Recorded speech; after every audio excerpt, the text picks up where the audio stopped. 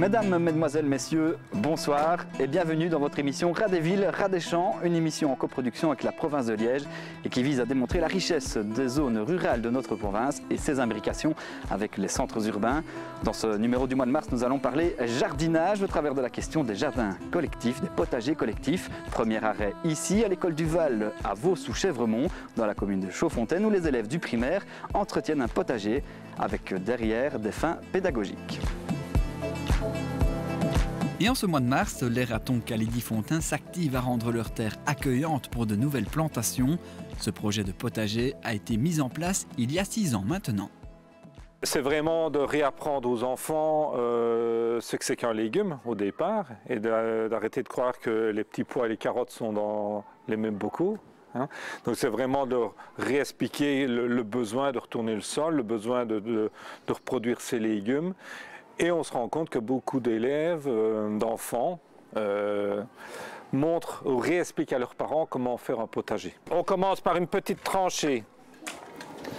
On jette la terre derrière soi. Les institutrices qui sont là, elles, de toute façon, elles apprennent le calcul des mètres carrés, elles apprennent les distances de plantation entre les légumes, réapprendre les légumes de saison. Donc je pense qu'elles retravaillent sur beaucoup de thématiques avec les élèves en classe.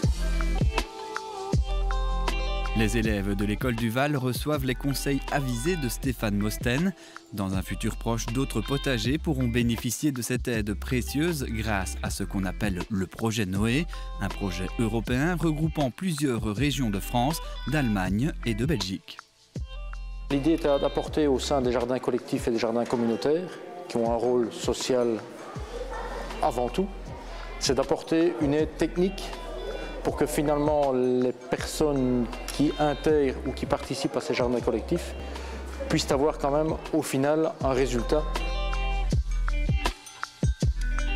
La province de Liège disposera d'un portefeuille de 230 000 € pour soutenir les potagers collectifs et jardins communautaires.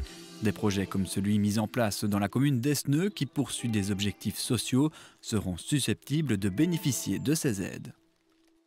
Les objectifs, donc déjà, c'est de rompre éventuellement l'isolement social, de permettre aux personnes de créer du lien avec d'autres personnes, de travailler la terre aussi, de respecter la nature, l'environnement, d'apprendre des techniques de maraîchage. L'intérêt aussi, c'est vraiment que les personnes produisent eux-mêmes leurs légumes, donc ils ont vraiment les résultats concrets de leur travail.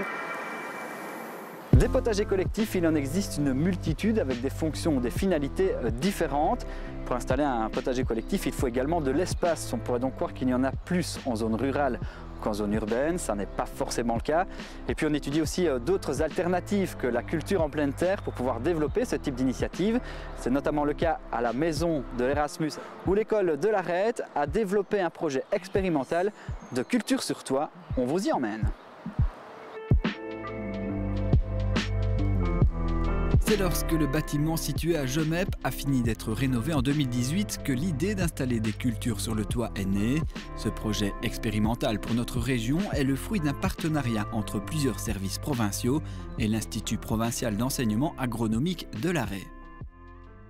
Il sert de potager expérimental par rapport à la réintroduction de fruits et légumes sur l'espace urbain. Le but ici, c'est d'acquérir une certaine expérience de jardin sur les toitures pour pouvoir l'étendre à d'autres bâtiments provinciaux qui possèdent une toiture plate adéquate à l'installation de ce type de structure. Évidemment, pour cultiver sur un toit, il a beau avoir la patte verte, le rat des villes doit tenir compte de certaines contraintes afin de pouvoir installer son potager en toute sécurité. L'unique contrainte qui était la plus importante, c'était le poids, puisque les structures des toitures plates, normalement, sont souvent légères. Et donc, on avait eu comme injonction, on va dire, de ne pas dépasser 200 kg par mètre carré de poids. Et en sachant que d'habitude, les substrats que l'on met sont à au minimum 800 kg par mètre cube, c'était beaucoup. Et donc ici, on s'est orienté plutôt que de prendre de la tourbe classique et du compost classique, on a été vers, après renseignements divers évidemment, de la tourbe de coco, des chips de coco et de la perlite. L'utilisation de bacs et donc cultiver sur une surface réduite influence également les choix des plantations du rat des villes. L'idéal est de se tourner vers des légumes occupant peu de place et offrant plusieurs récoltes sur la saison. Vous l'avez vu, il existe des initiatives pour faire entrer le jardinage dans les centres urbains. Pour cela, la province travaille en collaboration avec l'Institut provincial d'enseignement agronomique de l'Arrée, situé à Theux. Nous sommes justement dans les serres de cette école et nous y sommes venus pour chercher quelques bons conseils à appliquer dès aujourd'hui dans vos potagers. La première chose à faire, c'est retrouver son jardin, voir l'état du sol. Si on a mis un paillage avant l'hiver, ôter le paillage pour permettre au sol de se réchauffer. Procéder à l'aération du sol, donc par exemple avec une fourche bêche, une grelinette, travailler un peu la structure du sol, l'ameublir. Et si on cultive des cultures gourmandes, apporter du compost, on peut le faire maintenant. Et puis début avril, on peut semer des betteraves, on peut semer des carottes, on peut maintenant déjà planter ses pommes de terre, semer du petit pois, semer des fèves. Il y a déjà beaucoup de légumes qui résistent encore aux nuits fraîches et qui peuvent être implantés maintenant.